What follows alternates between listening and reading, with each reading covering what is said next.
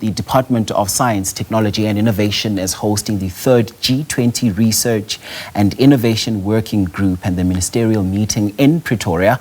Now, the department has been leading the science, technology and innovation track since South Africa assumed the G20 presidency. Starting last Thursday, the department has been hosting a series of G20 events and related side events.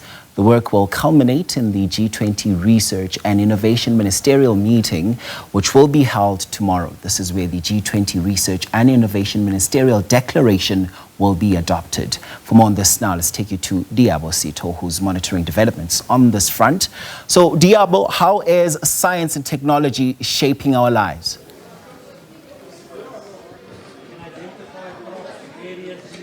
Good morning. Well, we will know that shortly when this meeting officially gets underway, but we've seen a lot of delegates already streaming in, including the Minister, Dr. Professor Bladen Zimande, who is here, also and other ministers from other different African countries, and we'll find out exactly what is in store with regards to science, research and innovation. And I think your intro summed up everything, because today's events are culminating to tomorrow, where there'll be this big ministerial meeting. And of course, there's a bigger picture, since we are the hosts and we have the presidency of the G20. We are on the road to November, I like to call it, when that big heads of state meeting will be taking place. But we have invited the acting CEO of the NACI, Ms. Anneline Morgan. She's going to give us her views about what we can expect here. Ms. Morgan, thank you so much for making time to speak to us here at the SABC. Take us through, firstly, what is NACI? I was at pains of explaining it to Mkolisi, my colleague, about how scientists from around the world, from leading economies, there's no small sneak, and how is South Africa being a significant player on behalf of the African continent? Thank you very much. So the NACI is the National Advisory Council of Innovation. It's one of the entities established under the Department of Science, Technology and Innovation. It has a council which is chaired by a board, and this advisory institution provides scientific evidence-based science advice to the minister.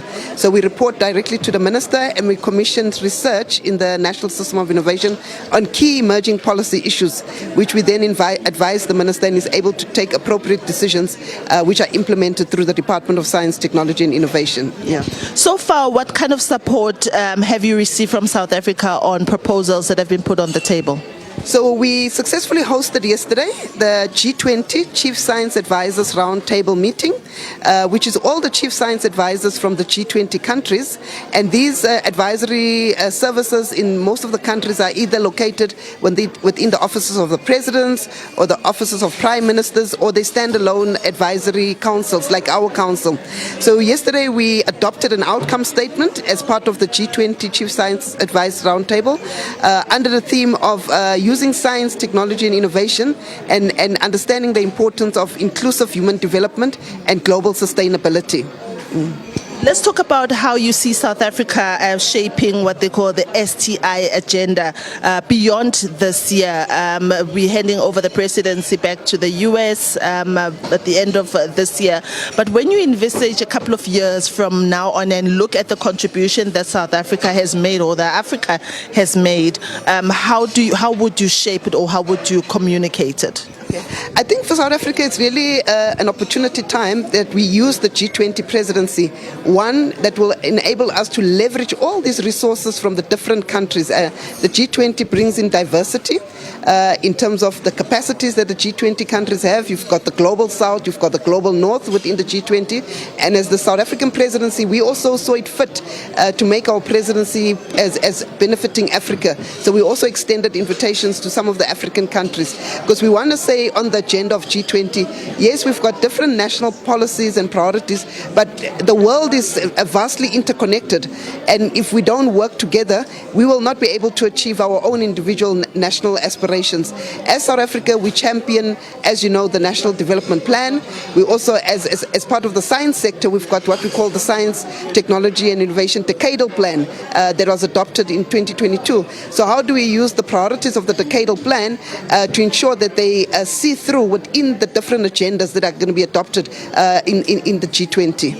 I can imagine, Ms. Anneline, people watching us then thinking, evaluation, monitoring and evaluation, how do we measure that what your department is doing is successful or not, and what can be done further in the next round? And what does success also look like to South Africans who are looking to science for solutions? Yeah, very interesting question, because yesterday we had a very interesting afternoon session which we called the knowledge sharing session, which our minister opened.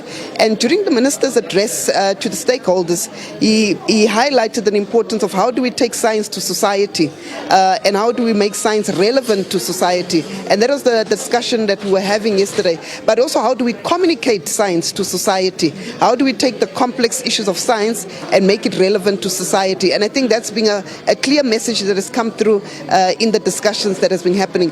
But going back to the issue of measurement, the key priorities that we've put forward here, we are happy to say that we are building on the presidencies of Brazil. As you know, we took over from Brazil.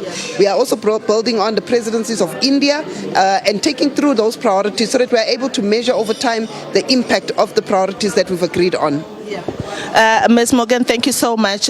We've been speaking to the acting CEO of the NACI, Ms. Anneline Morgan, and she's been giving us about what role science is going to play in the future, not just only for Africa, but for all the G20 groups. And with that, I'm handing over back to you in studio.